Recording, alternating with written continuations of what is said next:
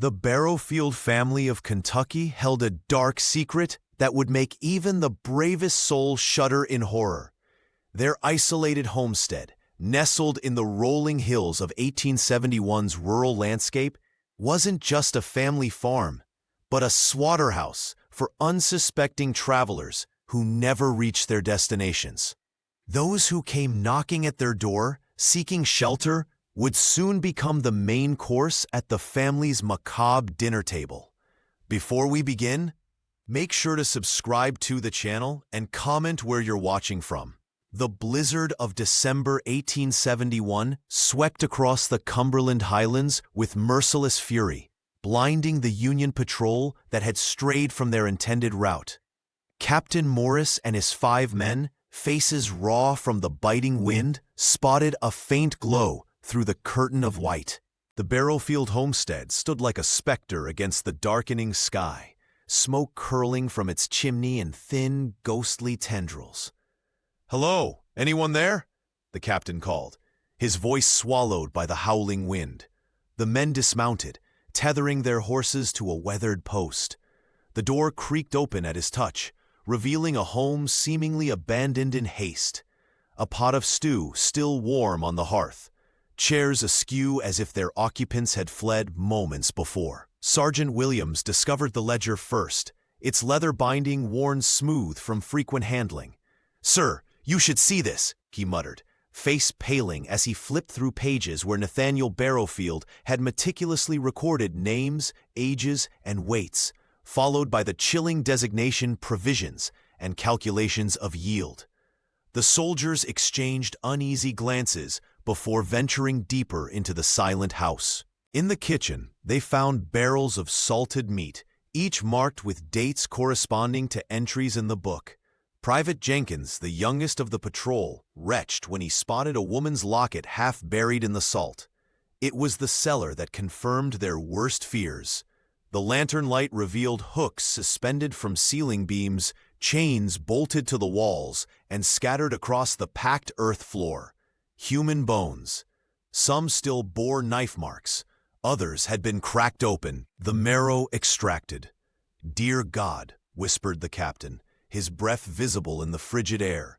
"This family, they've been butchering travelers," Williams finished grimly. "For years, by the look of it." The patrol searched the property thoroughly, finding no trace of Nathaniel or Agnes Barrowfield, nor their children, Miriam, Elias, Jonah, and Clara. Only empty beds and abandoned possessions suggested the family had ever existed at all.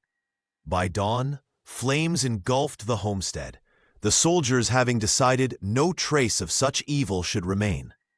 They rode out into the still raging storm, carrying the ledger as evidence of horrors too monstrous to describe. In the years that followed, the Barrowfield name became a whispered legend in Kentucky, a cautionary tale of isolation and madness. Some claimed to have spotted Miriam or Elias in distant towns, living under assumed names. Others insisted the entire family had perished in the wilderness that night. But the truth of what happened at the Barrowfield homestead began months earlier, when the first spring thaw revealed the dark secrets that had sustained them through countless winters on the banks of Red Ash River. The frozen creek crackled under Miriam Barrowfield's boots as she broke the thin layer of ice with the bottom of her wooden bucket. March in the Cumberland Highlands brought no relief from winter's grip, especially in the pre-dawn darkness when even the birds refused to sing. Her breath formed small clouds that disappeared into the navy blue sky as she worked, her movements precise and economical. 21 years of life in this isolated stretch of Kentucky had taught her to move with purpose. Nathaniel had made sure of that. "Wasted motion means wasted life," he would say, his voice never rising above a whisper, yet somehow filling every corner of their homestead. The young woman filled her bucket quickly, her sharp eyes scanning the tree line out of habit. Even here, so far from anything resembling civilization, vigilance was expected. The walk back to the Barrowfield home was steep but familiar. Miriam balanced the water with practiced ease, her mind already cataloging the morning's tasks. Efficiency, secrecy, obedience. These were the pillars upon which their existence was built, rules as immovable as the mountains surrounding them. As she approached the weathered structure, smoke curled from the chimney where Agnes would be stoking the morning fire. The house stood like a sentinel against the wilderness, windows dark except for a single lantern's glow from the kitchen. Miriam paused briefly, studying the place she called home, with a detachment that had grown stronger these past months. Inside, she found her mother already at work, her lips moving in silent prayer as she kneaded dough with thin, work-worn hands. Agnes barely acknowledged her daughter's return, lost in whatever scripture brought her comfort these days. "The flour's running low," Miriam noted, setting down the water. Her mother's hands stilled momentarily. "Your father knows. He's making arrangements." The words hung in the air between them, heavy with unspoken meaning. Miriam's stomach tightened as she moved to the larder, opening the door to confirm what she already knew. The shelves stood nearly bare, a few jars of preserves, some dried beans, and little else. Winter had been hard and spring's bounty remained weeks away. She closed the door quietly, feeling the familiar weight of dread settle across her shoulders. When the larder emptied, Nathaniel always found ways to fill it again. Her fingers traced the worn wood of the shelf, remembering the ledger hidden below the floorboards in her father's study, its pages filled with names and numbers. "Clara needs to be woken," Agnes murmured, returning to her kneading. "And check if Elias and Jonah are back from checking the traps." Miriam nodded, grateful for the distraction from her thoughts. As she climbed the narrow stairs, she could hear her father's heavy footsteps in his study. The day had begun, and with it, the quiet discipline that kept the Barrowfield secrets buried deep. The iron door to the root cellar groaned as Miriam Barrowfield pulled it open, revealing stone steps descending into darkness. She held her lantern higher, casting long shadows across the underground chamber. Her father was already there, his tall frame hunched over a small wooden desk in the corner. The cellar air hung heavy with the metallic scent of blood and the sharper tang of fear that seemed permanently embedded in the earthen walls. "Bring the light closer," Nathaniel commanded, without looking up. His voice carried the same emotionless efficiency that governed everything in their household. Miriam obeyed, placing the lantern on the edge of the desk. Its flickering glow illuminated the array of hooks dangling from the ceiling beams, some still bearing dark stains despite her thorough cleaning last week. Chains clinked softly against the wall as a draft whispered through the underground space. "Record these properly," her father said, sliding a worn leather-bound book toward her. The provision ledger lay open, its pages filled with meticulous handwriting. Each entry followed the same pattern: name, approximate age, weight, and in the final column, the word yield, followed by careful measurements. Miriam's fingers brushed over yesterday's entry. Jonathan Mercer, 42, 165 pounds. Yield, 82 pounds. The merchant's face flashed in her memory, his kind smile when he'd offered her a ribbon from his pack, not knowing what awaited him. "Is something wrong with your hand?" Nathaniel asked, noticing her hesitation. "No, father," she replied, picking up the pencil. Yet her fingers trembled as she recorded the new figures he dictated. This was nothing new. She'd been keeping these records since she was 14, but lately, each entry seemed to weigh on her conscience more heavily than the last. A small sound from the stairway caught her attention. Clara stood on the third step, her 12-year-old face partially hidden in shadow. The youngest Barrowfield clutched a small notebook to her chest, watching intently as Miriam worked. "What are you doing down here?"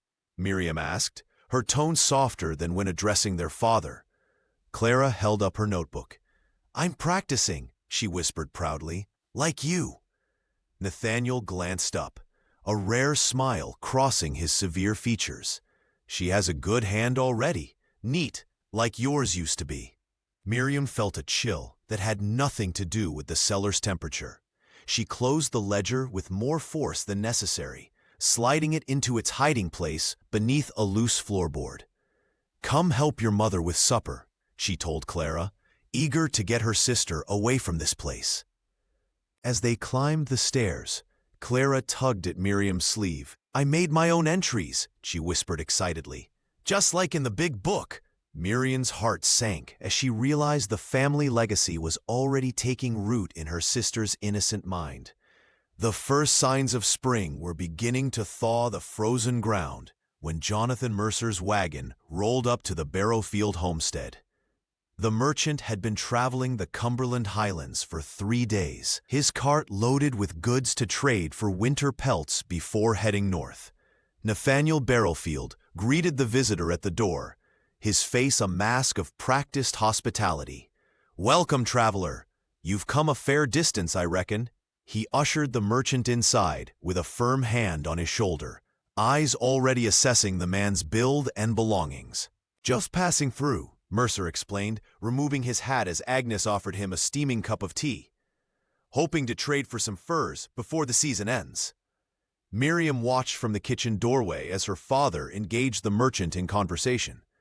The patriarch's voice carried its usual measured tone, but she recognized the calculating look in his eyes, the same expression he wore when selecting livestock for slaughter. "You'll stay for supper," Agnes insisted, not phrasing it as a question. "No one leaves the Barrowfield table hungry." The merchant accepted gratefully, unaware of the silent exchange of glances between father and sons. Elias caught Miriam's eye briefly before looking away, his hands trembling slightly as he excused himself to prepare the guest room. That night, Mercer shared stories of Louisville and the rebuilding efforts after the war. Clara sat wide-eyed at his tales, while Jonah remained unnervingly silent, fingering the edge of his knife throughout the meal. 3 days later, Miriam was sweeping the front porch when she noticed fresh ink in the ledger her father had left open on his desk. Glancing around to ensure she was alone, she approached the book. There, in neat script that wasn't her father's, was a new entry. "Martin Holloway, 47, blacksmith, passing through to Ohio." Her blood ran cold. The description didn't match Mercer at all. Someone else had made the entry, someone continuing the family's grisly record-keeping. That evening, as Miriam collected water from Red Ash River, she heard Elias and Jonah arguing in hushed tones behind the smokehouse. "You didn't have to enjoy it," Elias hissed. "Father says it's our way," Jonah replied, his voice eerily calm. "Always has been." A week passed before a farmer from Pine Hollow arrived with news that a riderless horse had been found wandering near the trading post, saddlebags still full of unsold goods. "Belonged to that merchant fellow, Mercer, I think his name was." Nathaniel shook his head solemnly. "These highlands can be treacherous for those who don't know them. Many a traveler has been lost to these woods." As the farmer departed, Miriam noticed her mother quietly adding Mercer's name to the family Bible, not among the living, but in a separate column she maintained in the back pages, one that grew longer with each passing season. The thaw arrived with the promise of renewal, but for the Barrowfields, spring merely meant mud and the reappearance of old paths leading unwary travelers to their door. As Miriam Barrowfield hung laundry on the line, she spotted a figure stumbling through the mire toward their homestead.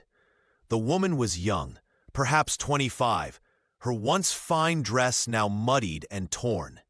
She clutched a small leather satchel to her chest like it contained her very soul. When she reached the yard, she nearly collapsed from exhaustion. "Please," she managed, "I've been walking since yesterday. My wagon broke down miles back." Nathaniel emerged from the barn, his eyes calculating as he assessed the newcomer. "What brings you to these parts, miss?" His voice carried the practiced warmth that Miriam recognized as dangerous. "Emma Carroll," the woman replied, extending a trembling hand. "I'm a teacher from Louisville. I've accepted a position at a school up north, but I seem to have lost my way." The patriarch's smile never reached his eyes. Cumberland Highlands can be treacherous to outsiders. You're welcome to rest here until you're recovered." As Agnes led their guest inside, Miriam noticed how her mother's fingers twitched toward the pocket where she kept her small notebook. The familiar motion sent ice through Miriam's veins. That evening, Emma sat at their table, gratefully accepting the stew Agnes placed before her. "I cannot thank you enough for your hospitality," she said, her voice soft with genuine appreciation. Miriam watched Emma's delicate hands as she ate, noticed the gentle way she spoke to Clara, complimenting the child's braids.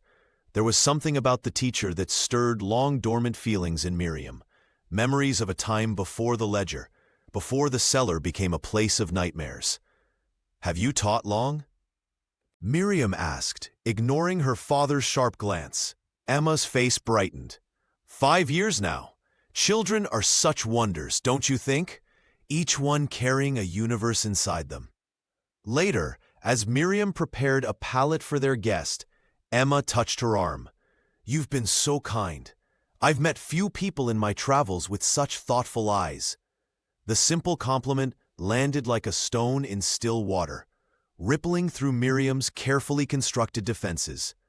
For the first time in years, she felt protective of someone beyond her siblings. As she lay awake that night, listening to Emma's steady breathing from across the room, an unfamiliar sensation bloomed in her chest. Hope, fragile as spring's first flower pushing through frozen ground. The food stores were dwindling faster than expected. Miriam Barrowfield stood in the root cellar, counting what remained of their winter provisions. 3 sacks of flour, half a barrel of potatoes, some dried beans, and precious little meat.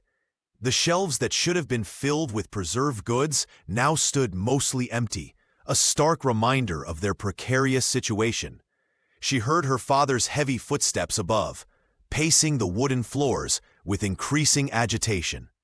The harsh winter had lasted longer than anyone anticipated, and the spring hunt had yielded little. Nathaniel's temper had grown shorter with each passing day. "We won't make it another month," he growled later that evening, slamming his fist on the table during supper. The meager portions of stew sat in wooden bowls before the family. "Elias, Jonah, you need to accelerate the harvest. We have no choice." Her brothers exchanged glances across the table. Elias, his face drawn and pale, merely nodded while Jonah's eyes lit with an unsettling eagerness that made Miriam's skin crawl. "What about trading with Pine Hollow?" Miriam suggested, her voice barely above a whisper. Agnes shot her daughter a warning look. "The Lord provides for those who help themselves," she murmured, clutching the cross hanging from her neck. Later that night, Miriam pressed her ear against the door of her father's study. Inside, Nathaniel was instructing his sons in hushed, urgent tones. "The Caldwell family," he said. "They've got 3 children, settled in the holler just beyond Blackberry Ridge about 2 months ago. No connections here yet. Nobody to miss them right away." Miriam's heart pounded painfully against her ribs. Children. They were planning to take children. "But Pa," came Elias's hesitant voice, "surely we could find another way." "You questioning me, boy?" Nathaniel's voice turned dangerous. "You want your sisters to starve? Your mother? This family survives because we do what's necessary." "I'll do it," Jonah interrupted eagerly. "I can take care of it tomorrow." Miriam backed away from the door, bile rising in her throat. The word harvest echoed in her mind, a grotesque euphemism for what they truly meant. She'd always known what happened in their cellar, had been raised to accept it as their way of life, their means of survival. But children, innocent children. She retreated to her room, where Clara slept peacefully, unaware of the horrors being planned. Guilt twisted Miriam's stomach into knots. She was complicit in this nightmare, had been for years.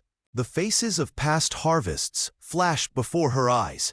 Travelers, lost souls, people who had trusted the Barrowfields' hospitality only to become their sustenance. Something had to change. Someone had to stop this. The wind howled through the cracks of the Barrowfield homestead, rattling the shutters like angry spirits demanding entry. Miriam Barrowfield lay awake, listening to the storm rage outside, when a soft knock came at her door. She found Elias standing there, his face gaunt in the dim light of his lantern. "Can't sleep again?" she whispered, ushering him inside. Her brother nodded, sinking onto the edge of her bed. His hands trembled violently as he set the lantern down, casting elongated shadows across the worn floorboards. "It's been 3 weeks now," Elias confessed, his voice barely audible above the storm. "Every time I close my eyes, I see their faces. That woman from Nashville, the farmer and his son. They stare at me, Miriam. They know what I did to them." Miriam sat beside him, careful not to touch his quivering hands. She had never seen her brother so undone. The shadows beneath his eyes had deepened to bruise-like hollows, and his normally steady demeanor had fractured like ice in spring thaw. "Father says it gets easier," he continued, "that Agnes felt the same way when she was young, but I don't want it to get easier. I don't want to become like them." A flash of lightning illuminated the room, and in that brief moment, Miriam saw something in her brother's expression that mirrored her own hidden thoughts: revulsion, guilt, and a desperate yearning for escape. "What we're doing," Elias whispered, "it isn't survival anymore. Nathaniel calls it necessity, but there are other ways to live. Other families manage without." He couldn't finish the sentence. Thunder crashed overhead, and Miriam took his hands in hers. They were rough and calloused from his work in the cellar, hands that had done unspeakable things under their father's watchful eye. "I've thought about running," she admitted, "taking Clara and disappearing into the night." "He'd hunt us down," Elias replied, his voice hollow. "You know he would." The siblings sat in silence, the weight of their shared knowledge hanging between them. The ledger, the cellar, the smokehouse, all pieces of a monstrous legacy they had inherited but never chosen. "We need to stop this," Miriam finally said, "somehow." Elias nodded, a silent pact forming between them. "But how? We're just as guilty now." "I don't know yet," she answered truthfully. "But I can't bear to see Clara become like Agnes, or Jonah grow more violent. There must be a way out." As the storm began to subside, Elias rose to leave, his burden seemingly lighter for having been shared. Neither had answers, but in their whispered confessions, a fragile alliance had formed, perhaps the only hope either had of breaking the cycle that bound them to the Barrowfield name. The morning after their shared meal, Miriam Barrowfield noticed Emma Carroll's absence immediately. The young teacher's makeshift bed in the corner of the sitting room lay undisturbed, as if Emma had never returned to it after supper. A cold feeling settled in Miriam's stomach as she recalled how Emma had grown increasingly pale during the meal, her forehead beading with sweat despite the cool evening air. "Has anyone seen Miss Carroll?" she asked, her voice carefully controlled as she served breakfast to her family. Nathaniel barely looked up from his plate. "The teacher left early, said something about continuing north." Agnes nodded too quickly, her eyes darting to her husband before returning to her needlework. Poor thing was feeling unwell, probably best she moved on. Miriam knew better. She had seen this routine before, the careful avoidance, the practiced lies. When her parents and brothers left for their morning chores, she slipped into her father's study and pulled out the leather-bound ledger from its hiding place beneath loose floorboards. Her fingers trembled as she turned to the most recent entry. There it was, Emma's name, written in her father's precise handwriting, followed by details of age, weight, and a clinical assessment of yield. A red X marked the entry as complete. Beside it lay a small silver locket on a broken chain, the same one Emma had worn close to her heart, containing a miniature portrait of her mother. Bile rose in Miriam's throat. She clutched the locket, its metal still warm as if retaining some essence of its owner. When the house emptied completely, she took a lantern and descended to the cellar. The familiar smell of damp earth and iron greeted her, but beneath it lingered something else, the faint scent of lavender water that Emma had dabbed behind her ears. Miriam searched frantically among the barrels and hooks, behind the salting tubs and beneath the wooden tables. In a dark corner, she found a scrap of blue fabric, torn from Emma's dress, and fresh marks on the dirt floor where something heavy had been dragged. "Emma," she whispered, clutching the fabric to her chest, "I'm so sorry." For days afterward, Miriam found herself listening for Emma's gentle laugh, expecting to see her reading by the window or helping Clara with her letters. The absence of the teacher left a hollow space that echoed with questions Miriam dared not ask aloud. At night, she kept the locket hidden beneath her pillow, its weight a constant reminder of her complicity. Each time she closed her eyes, she saw Emma's trusting smile, heard her stories of Louisville, and her dreams of opening a school someday. Miriam knew then that she could no longer pretend. The Barrowfield legacy of horror had claimed someone she had begun to care for, and that emptiness could never be filled again. Corporal James Renshaw arrived at the homestead with a slight limp, his Union uniform weathered but still bearing the unmistakable blue that marked him as a soldier. Nathaniel Barrowfield greeted him at the door with practiced hospitality, offering shelter from the biting spring wind that whistled through the Cumberland Highlands. "Just passing through," the corporal explained, his eyes darting around the main room as Agnes served a thin stew, "mapping the region for the army." Miriam noticed how the soldier ate cautiously, taking small bites and declining seconds. Throughout supper, he asked pointed questions about the area, about travelers who might have passed through. The family answered with their customary vague politeness. That night, Miriam heard floorboards creaking. Through a crack in her door, she watched the corporal moving through the darkened house, examining locks, peering into corners. His caution reminded her of a fox sensing a trap. The next morning, Renshaw departed hastily, claiming his regiment would be expecting him. Nathaniel watched from the porch, his face unreadable as the soldier disappeared down the muddy path toward Pine Hollow. 3 days later, while sweeping beneath the guest bed, Miriam's broom struck something solid. Kneeling, she discovered a small leather-bound journal wedged beneath a loose floorboard. Her heart raced as she slipped it into her apron pocket. That evening, by candlelight, she read the soldier's cramped handwriting. April 9th, 1871. The Barrowfield place sits too isolated for comfort. Strange locks on cellar door. Meat stores plentiful despite claimed hardship. Hooks in outbuilding unsuitable for game. Children watch but rarely speak. Each entry grew more suspicious. April 10th. Metallic smell from smokehouse unlike any curing process I know. Woman mutters scripture while working. Heard chains below floorboards. Will report to Captain Wilkins upon return. Miriam's fingers trembled as she turned pages filled with detailed observations of her family's routines, the homestead's peculiar features, and most damning, a crude map marking the property with a stark warning. Investigate further. She tucked the journal into a hollow beneath her own bed, heart pounding. This was evidence, proof that outsiders noticed something wrong. The corporal had survived his visit, but his suspicions were recorded, permanent. If found by others, this journal could bring ruin upon them all. Yet Miriam couldn't bring herself to destroy it. Instead, she memorized its contents, sensing that these observations might someday serve as her salvation, a confirmation that the horror she lived within was visible to those untainted by her family's madness. The soldier's words became a secret strength. Someone had seen, someone knew, and someone might return. The cellar air hung thick with the metallic scent that Miriam Barrowfield had come to associate with her family's darkest work. Her mother, Agnes Barrowfield, stood in the corner, her thin frame silhouetted against the dim lantern light, lips moving in silent prayer. "The Lord giveth and the Lord taketh away," Agnes whispered, her voice rising as Nathaniel and Elias prepared their tools.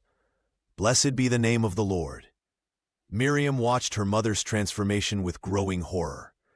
The woman who had once sung lullabies now swayed rhythmically, clutching her worn Bible to her chest. Agnes's eyes shone with an unnatural gleam as she approached the hooks that hung from the low ceiling. "The Lord provides for his faithful," she continued, running her fingers along the cold metal. "He delivers unto us that which we need to sustain ourselves." Nathaniel nodded approvingly at his wife's words, while securing the chains. The patriarch rarely spoke during these moments, preferring efficiency to sermon. But he seemed to draw strength from Agnes's fervor, as if her delusions justified their monstrous acts. "Mother," Miriam said softly, "perhaps you should rest upstairs." Agnes turned to her daughter, face alight with religious ecstasy. "Child, do you not see? This is our covenant. The Lord consecrates our table just as Abraham prepared Isaac." Miriam felt bile rise in her throat. Her mother had always been devout, but this perversion of faith was something new. Or perhaps something Miriam had only recently begun to recognize for what it truly was: madness. "We take only what is provided," Agnes continued, gesturing toward the ledger where Jonathan Mercer's name had been recorded just weeks earlier. "The travelers who come to our door are providence itself." Elias caught Miriam's eye across the room, his face a mask of resignation. Her brother had grown gaunt in recent months, the weight of their family's sins etching deep lines around his mouth. Later that night, as the household settled into uneasy sleep, Miriam sat alone by the dying embers in the hearth. Her mother's words echoed in her mind, scripture twisted into justification for unspeakable acts. Agnes had found a way to live with herself, by convincing herself that murder was divine will. Miriam traced patterns in the ash with a stick, remembering Emma's gentle smile and the way Clara had begun mimicking Agnes's prayers at supper. The thought of her youngest sister following their mother into this religious madness filled Miriam with renewed determination. This would not be her legacy.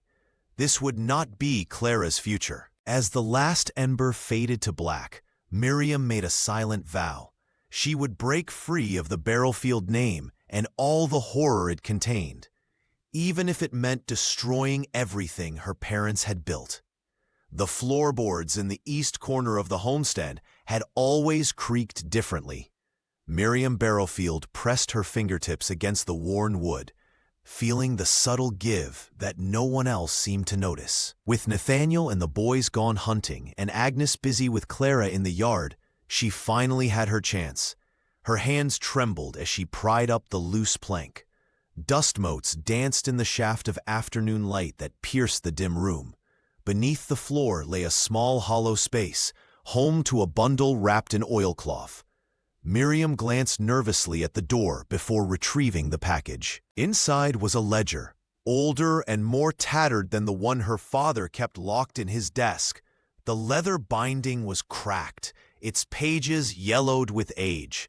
As she opened it, her breath caught in her throat. The handwriting was unmistakable, the same delicate loops and precise crosses that marked Agnes's Bible. "No," she whispered, turning pages with increasing horror. The entries dated back to 1853, nearly 2 decades ago, long before the war had ravaged their lands. The mother she knew, the woman who now muttered prayers while preparing their unholy meals, had been recording names, weights, and yields years before Nathaniel had taken over the practice. The entries were meticulous, even including notes about which cuts were most tender, which bodies yielded the most usable meat. Miriam's stomach lurched. She had always believed that their monstrous tradition began with her father's desperation during the war years, when starvation threatened and morality became a luxury they couldn't afford. But this ledger told a different story. This evil had deeper roots. It flowed in her blood. One entry caught her eye. Infant male, approximately 8 pounds. Mother too lean for proper use. The date corresponded with Agnes's first pregnancy, a child born before Elias, who had supposedly died of fever. The realization washed over her like ice water. Her mother hadn't just participated in Nathaniel's madness, she had taught him. The family's darkness wasn't born of war or hunger. It was inherited, passed down like a cherished recipe. Miriam closed the ledger, her mind reeling. If the evil ran this deep, What hope did she have of escaping it? What darkness might already lurk in her own heart, waiting to emerge? She thought of Clara, innocently copying the family ledger, and shuddered. Footsteps approached the house. Quickly, she rewrapped the ledger and returned it to its hiding place, fixing the floorboard just as Agnes called her name. As she rose to her feet, Miriam felt the weight of her bloodline pressing down on her shoulders, a legacy she must break before it consumed them all. Miriam Barrowfield found her youngest sister sitting cross-legged on the rough wooden floor, hunched over a small leather-bound notebook. Clara's tongue poked out between her teeth in concentration as she carefully copied a list of names from a scrap of paper beside her. "What are you doing, Clara?" Miriam asked, though the sinking feeling in her stomach already told her the answer. The 12-year-old looked up with bright eyes, her face lighting up with pride. "I'm keeping track, just like Pa does. See?"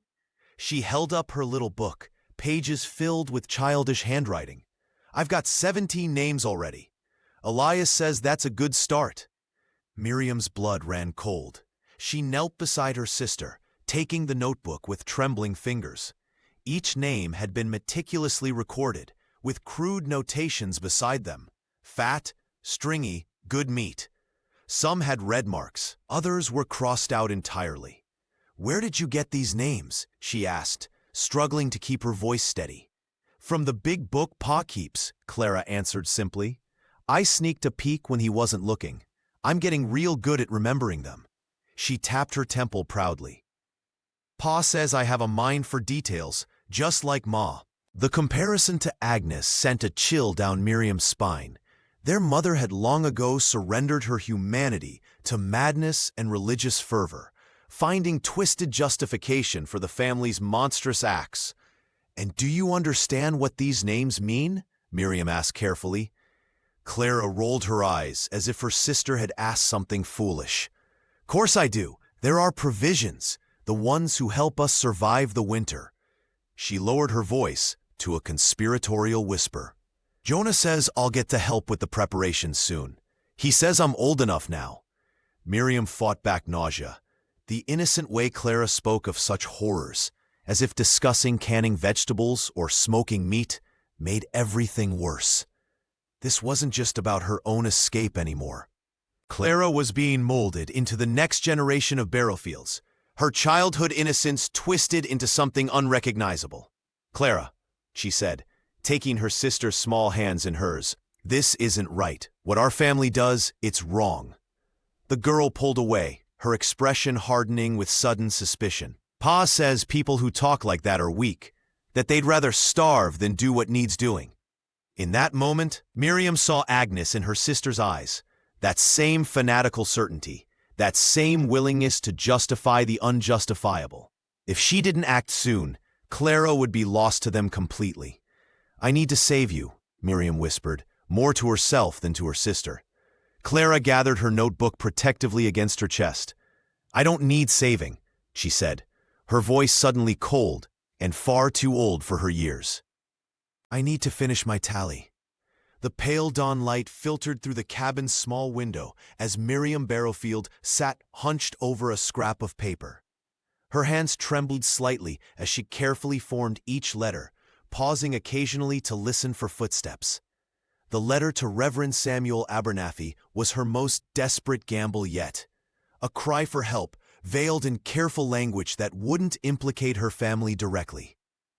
"Dear Reverend," she wrote, "our isolated homestead by Red Ash River is in dire need of spiritual guidance. Some practices here trouble my conscience deeply." She chose her words with painful precision, hinting at horrors without naming them. If Nathaniel discovered her betrayal, she knew the consequences would be severe. When the trader's wagon rumbled up the dirt path later that morning, Miriam's heart pounded against her ribs. Her father stood watching as the trader displayed his wares, his cold eyes missing nothing. She approached with a basket of preserved fruits, offering them in trade while slipping the folded note beneath a bolt of fabric when both men looked away. God's mercy, she whispered as the wagon disappeared down the path, carrying her only hope with it. For 3 agonizing weeks, Miriam jumped at every sound from the road. Agnes noticed her daughter's nervousness, watching her with increasing suspicion during their grim work in the kitchen. Elias caught her eye one evening and shook his head slightly, a warning to be more careful. Then, on a crisp afternoon, hoofbeats approached the homestead. Through the window, Miriam spotted a black-clad figure astride a chestnut mare. Reverend Abernathy had come. "We bring charity to those in need," the minister announced as Nathaniel greeted him at the door, his smile not reaching his eyes. "The Lord compels us to seek out those who dwell in isolation." Miriam felt a surge of hope watching the Reverend step into their home, his Bible clutched to his chest. He was older than she'd expected, with kind eyes that missed nothing. When those eyes met hers, she saw a flicker of understanding. Throughout the afternoon, the minister spoke of community and righteousness while carefully observing the family. He asked about travelers who passed through, about their provisions for winter, about the locked cellar door. Each question seemed innocent enough, but Miriam noticed her mother's hands clenching tighter, her father's responses growing shorter. "Perhaps I could offer a prayer before departing?" Reverend Abernathy suggested, his gaze lingering on the heavy iron key hanging at Nathaniel's belt. Clara watched the minister with childish curiosity, while Jonah glared from the corner. Only Elias seemed to understand what was happening, his posture tense as he positioned himself between his father and Miriam. The air in the cabin grew thick with unspoken danger. Miriam's hope battled with terror as she realized the Reverend's presence might save her or doom them all. The journey to Pine Hollow had been tense from the start. Jonah Barrowfield's eyes darted wildly as their wagon creaked along the muddy path, his fingers twitching against the rough wooden seat. Miriam noticed his agitation growing with each passing mile, a storm brewing behind his hollow gaze. "Sit still," she whispered, but her brother merely scowled in response. The small trading post bustled with activity as farmers and travelers exchanged goods and gossip. Nathaniel instructed his children to remain inconspicuous while he bartered for supplies. Miriam kept a watchful eye on Jonah, whose restlessness had only intensified among the crowd. A local boy, no more than 13, accidentally bumped into Jonah while chasing after a friend. "Watch where you're going," the youngster muttered, continuing on his way. Something snapped in Jonah. He lunged forward, grabbing the boy by his collar and slamming him against a nearby post. "You think you can touch me?" he snarled, his voice unnaturally deep. "Nobody touches a Barrowfield." Miriam rushed forward, desperately trying to pry her brother's fingers from the terrified child's throat. "He's just a boy," she pleaded, aware of the growing circle of onlookers. The commotion drew Nathaniel's attention. His face remained impassive as he approached, but Miriam recognized the cold fury in his eyes.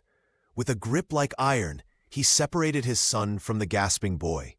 "Apologize for my son's behavior," he told the child's father with practiced charm. The war left him touched in the head. The ride home passed in suffocating silence. Once they reached the homestead, Nathaniel grabbed Jonah by the scruff of his neck.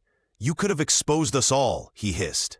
Dragging his son toward the cellar door, Agnes watched from the doorway, her lips moving in silent prayer. "The boy needs discipline," she murmured. "Cleanse him, Nathaniel." Miriam tried to intervene. "Father, please, he's not well." Her pleas fell on deaf ears. The heavy cellar door slammed shut, followed by the distinct sound of chains being secured. Jonah's muffled screams echoed throughout the night. 3 days passed. Elias exchanged worried glances with Miriam across the dinner table. Clara dutifully wrote in her little notebook, oblivious to the tension. "His outbursts will bring ruin upon us," Miriam whispered to Elias as they collected water from the creek. "Someone will remember his face, his words." "Nathaniel knows that too," her brother replied grimly. "That's what worries me most." When Jonah finally emerged from the cellar, his eyes were vacant, his spirit broken. He moved mechanically, following orders without question. Miriam recognized this transformation. Nathaniel had crushed whatever humanity remained in his youngest son.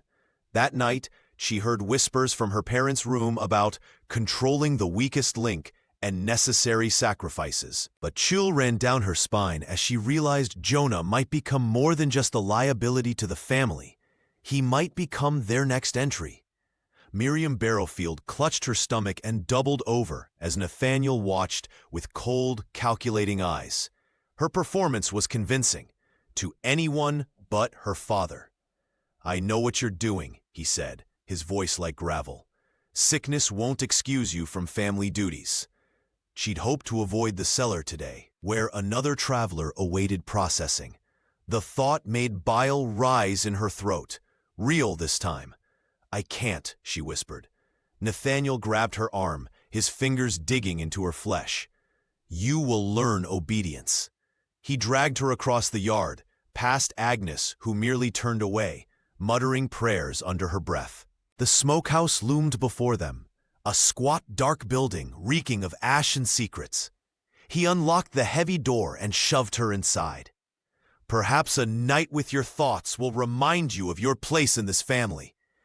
The door slammed shut. Darkness enveloped her completely as the lock clicked into place. Miriam sank to the dirt floor, drawing her knees to her chest. The cold seeped through her dress, chilling her to the bone. This was no ordinary smokehouse. It served multiple purposes for the Barrowfields. The hooks hanging from the ceiling weren't just for meat. As her eyes adjusted to the darkness, Miriam noticed something gleaming faintly in the corner. Crawling forward, her fingers closed around a small metal object. Emma's locket, the one she'd worn when she first arrived, exhausted and grateful for their hospitality. The metal was strangely warm, as if it had absorbed body heat recently. Miriam's heart raced. Could Emma still be alive? She'd assumed the worst after finding the teacher's name in the ledger with that ominous red X. Running her fingers along the rough walls, Miriam discovered scratch marks. Dozens of them, some fresh. Counting marks, perhaps? Or desperate attempts to track time in darkness. "Emma?" she whispered, though she knew better than to expect an answer. The locket felt heavy in her palm. Opening it revealed a tiny portrait of a woman, perhaps Emma's mother. Miriam closed her fist around it, determination hardening within her. She would not let Emma's fate be in vain. The teacher's kindness had awakened something in Miriam, a realization that the world beyond this homestead contained goodness worth fighting for. The night grew colder. Miriam huddled against the wall, clutching Emma's locket like a talisman. Come morning, she would pretend repentance. She would bow her head and accept Nathaniel's authority. But inside, something had shifted irreversibly. The Barrowfield legacy would end with her. She would make sure of it, or die trying. The clash of metal on metal rang through the cold night as Elias Barrowfield, stumbling and slurring his words, swung the lantern toward the smokehouse. His eyes, wild with drink and desperation, reflected the dancing flames as he mumbled about ending it all. "Burn it down," he muttered. "Burn away what we've done." Before the lantern could shatter against the wooden structure, Nathaniel emerged from the shadows like a specter, tackling his son to the frozen ground. The lantern tumbled harmlessly into a snowdrift, its light extinguished with a hiss. "You fool!" Nathaniel's voice cut through the darkness as he pinned Elias down. "You'll destroy everything we've built." Miriam watched from the kitchen window, her breath fogging the glass. The commotion had drawn Agnes and Jonah outside, the latter holding his hunting knife with unsettling eagerness. Clara stood beside Miriam, small fingers clutching her notebook, eyes wide with confusion. "What's happening to Elias?" the child whispered. Before Miriam could answer, the distant sound of hoofbeats silenced the family quarrel. 3 riders in Union blue approached the property, lanterns swinging from their saddles. Miriam recognized the lead rider immediately, Corporal Renshaw's commanding officer. "Evening, Barrowfields," called the officer. his hand resting casually on his holstered pistol. "Heard a commotion. Everything all right?" Nathaniel rose, brushing snow from his clothes, his demeanor transforming instantly into that of a concerned father. "Just my boy having too much to drink. Nothing to trouble yourselves with." The patrol exchanged glances. "Thought we'd check. Been through these parts before." Miriam's heart pounded against her ribs. This was her chance, perhaps her only chance. While her father engaged the soldiers with practiced hospitality, she slipped around the side of the house, Corporal Renshaw's journal clutched beneath her shawl. "Sir," she whispered, approaching the youngest soldier who had dismounted to inspect Elias. "Please take this. Read it when you're away from here." The soldier hesitated, eyes darting toward Nathaniel, who was inviting the patrol inside. "We can't help without proof," he whispered back, reluctantly taking the journal. "Then come back before the first snow," Miriam pleaded, "before winter traps us all." The soldier nodded almost imperceptibly, tucking the journal inside his coat. "Can't promise anything, miss." As the patrol departed, declining Nathaniel's invitation with practiced politeness, Miriam felt his suspicious gaze boring into her back. The patriarch's eyes narrowed as he watched the soldiers disappear into the darkness. "What did you say to him?" he demanded. "Nothing, father," Miriam lied, her face a careful mask. "Just thanked them for their concern." That night, as the family slept, Miriam lay awake, counting the days until winter would seal their mountain fate. The soldiers had promised nothing, but she had planted a seed of doubt and perhaps of salvation. The first snow fell on the Cumberland Highlands like a shroud, dusting the Barrowfield homestead with white that concealed the red stains beneath. Nathaniel Barrowfield stood at the window, his breath fogging the glass as he surveyed the empty path leading to their isolated home. "Winter comes early this year," he announced to the family gathered in the dim kitchen. "Our stores won't last. We need the largest yield yet to see us through." Miriam felt her stomach twist at her father's words. She knew what they meant. More travelers would disappear. More names would fill the ledger's pages. More meat would hang from the cellar hooks. The thought made her fingers tremble as she continued mending Clara's torn dress. "The Union patrols have been more frequent," Elias muttered, his voice barely audible over the crackling fire. "We should wait." Nathaniel turned sharply. "And starve? Your mother and sisters need to eat." His authority filled the room like smoke. "We survive the war by being decisive. We'll do what's necessary." Agnes nodded from her rocking chair, Bible open on her lap. "The Lord provides in mysterious ways," she whispered, her eyes unfocused as she stroked the worn leather cover. "He tests us with hunger, so we might prove our faith." Miriam exchanged a glance with her brother. Elias looked away, shoulders hunched with the weight of what they'd done, what they'd been forced to do. Across the room, Jonah cleaned his hunting knife with methodical strokes, his expression unnervingly blank. Clara sat cross-legged by the hearth, carefully copying entries from the family ledger into her small notebook. "I'll prepare the smokehouse tomorrow," Nathaniel continued. "Jonah, check the traps along the ridge. Elias, ready the cellar." "Miriam." "I'll help Mother with preserves," Miriam interrupted, unable to bear hearing her assigned task. Her father's eyes narrowed. "You'll do as you're told." That night, as the wind howled outside her window, Miriam made her decision. Emma's locket hung heavy around her neck, hidden beneath her nightgown, a reminder of what she'd almost lost. The next traveler wouldn't be another Jonathan Mercer, another name in the ledger. They would be the catalyst for ending it all. She slipped from her bed and retrieved Corporal Renshaw's journal from its hiding place. The scout's suspicions, written in his neat hand, would be proof enough. The Union patrol would return. She'd make certain of it. Frost formed delicate patterns on the glass as Miriam planned her family's downfall. The house creaked and settled around her, as if sensing her betrayal. Tomorrow she would act. Tomorrow the harvest would claim its final victims. Not the strangers on the road, but the Barrowfields themselves. Miriam Barrowfield's hands trembled as she poured the dark liquid into the stew. The laudanum bottle, hidden in her apron pocket for days, was now almost empty. She stirred carefully, ensuring the bitter medicine was well disguised by the rich flavors of their evening meal. The family gathered around the table, as they always did, unaware that tonight would be different.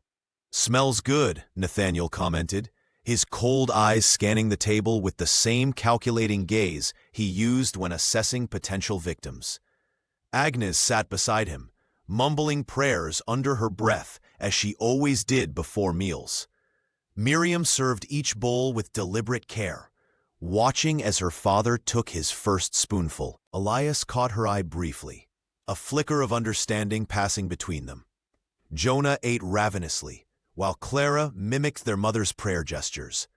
"The meat's tender tonight," Agnes remarked, her delusions momentarily quieted by the simple pleasure of food. "The Lord provides." Within 20 minutes, the laudanum began its work. Nathaniel's head drooped first, his iron discipline finally broken by chemistry. Agnes slumped against her chair, her religious mutterings fading to silence. Jonah fought the drowsiness longer, stumbling to his feet before collapsing near the hearth. Even Elias, who had eaten less than the others, found his eyelids too heavy to keep open. Only Clara remained alert, having received a bowl Miriam had deliberately served from a separate pot. The child watched with wide, confused eyes. "What's happening to them?" she whispered. Before Miriam could answer, boots thundered on the porch. The Union patrol had returned as promised, their timing almost miraculous. 6 soldiers burst through the door, rifles raised. "They're sedated," Miriam explained quickly. "I used medicine." The patrol captain nodded grimly. "Where's the evidence?" Miriam grabbed a lantern and led them to the cellar door. The wooden steps creaked under their weight as they descended into darkness. The smell hit them first. That unmistakable copper-sweet scent of blood and decay. "Mother of God," one soldier whispered, as Miriam's lantern illuminated the hooks hanging from the ceiling. The stained butcher table. The barrels of salted human remains. The captain's face hardened as he examined the provision ledger Miriam handed him. Pages of names, dates, weights. A meticulous record of murder spanning decades. "This goes back to before the war," he said, voice hollow with horror. "It was my mother who started it," Miriam explained. "During the famine of 47, my father continued the tradition. The soldiers moved quickly, binding the unconscious family members. One soldier suggested they should all hang for their crimes, but the captain shook his head. No trial could contain this evil. We burn it all. The evidence, the house, everything." As they prepared torches, Miriam slipped Emma's locket into her pocket. Outside, the first flames licked at the corners of the Barrowfield homestead, promising to cleanse what justice alone could not. The biting winter air stung Miriam Barrowfield's lungs as she scrambled up the ridge, her footprints disappearing beneath fresh snowfall. The Union soldiers had given her 20 minutes, no more, before they would torch everything. She knew exactly where to go. For weeks, she had been secretly bringing food and medicine to the cave, preparing for this moment. Inside the damp hollow, Emma Carroll lay curled on a bed of pine boughs, her skin hot with fever. The teacher's eyes fluttered open, recognition slowly dawning. "I thought I dreamed you," Emma whispered, her voice cracked from disuse. "Is it time?" Miriam nodded, wrapping a threadbare blanket around Emma's shoulders. "We have to leave now. The soldiers are here." The young woman helped Emma to her feet, supporting her weight as they descended toward the valley. Behind them, orange flames began to lick at the Barrowfield homestead, casting long shadows across the snow.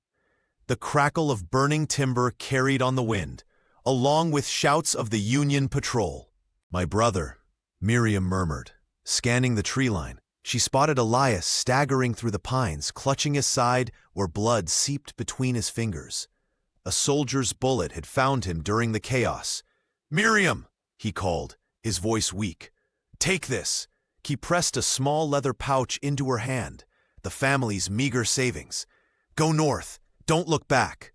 Before she could respond, Elias disappeared into the darkness of the Cumberland Highlands, a wounded animal seeking solitude for its final moments. Miriam knew she would never see her brother again. Clara, she suddenly remembered, panic rising in her throat. I have to get Clara. Emma grabbed her arm with surprising strength. The little girl with the notebook. I saw her run toward the smokehouse when the shooting started. Miriam found her youngest sister huddled in the corner of the smokehouse, clutching her precious notebook to her chest. The 12-year-old's eyes were wide with a terrifying mixture of fear and devotion. Clara, come with us, Miriam pleaded, extending her hand. We can start over. Clara shook her head, tears streaming down her dirt-smudged face. Father says we're special. We're chosen.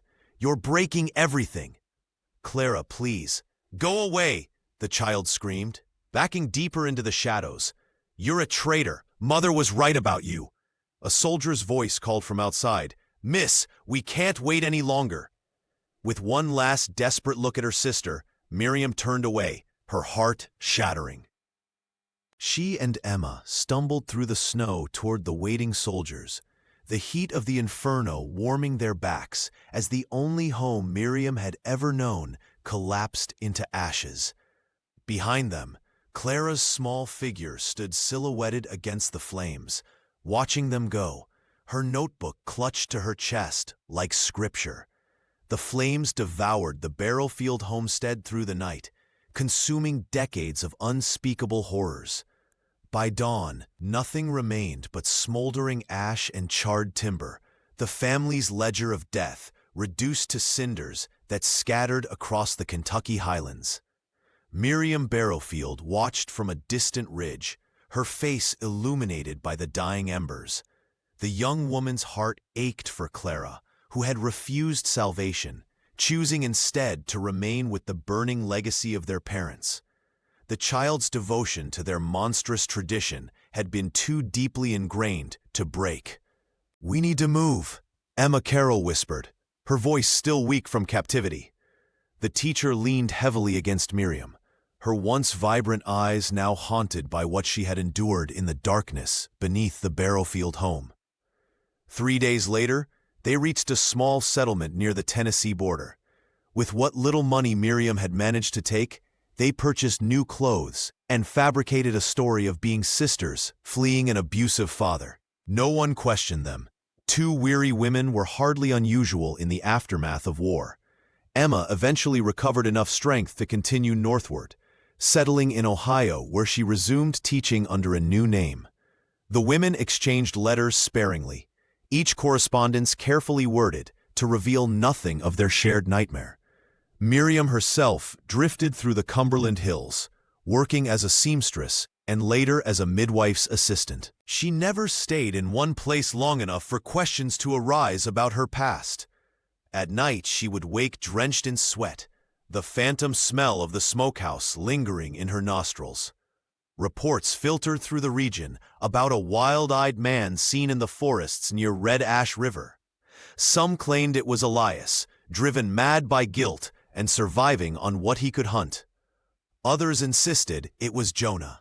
Though Miriam knew her younger brother had perished in the blaze, she had seen him collapse as the laudanum took effect. As for Nathaniel and Agnes, their remains were never officially identified among the ashes. The Union Patrol reported the entire family deceased, a mercy that allowed Miriam to live without fear of pursuit. The story of the Barrowfields transformed over time. Travelers spoke in hushed tones about the family who fed on strangers, each retelling growing more elaborate than the last. Children were warned never to accept hospitality from isolated homesteads, and preachers used the tale to illustrate the depths of human depravity. Only Miriam knew the complete truth, how a daughter's quiet defiance had ended generations of horror, how a family's twisted sense of survival had consumed not just their victims, but themselves. The ledger might be gone, but its entries remained etched in her memory, a burden she would carry to her grave. In time, Red Ash River washed away all physical evidence of what had happened on its banks, but the land never forgot the Barrowfield name.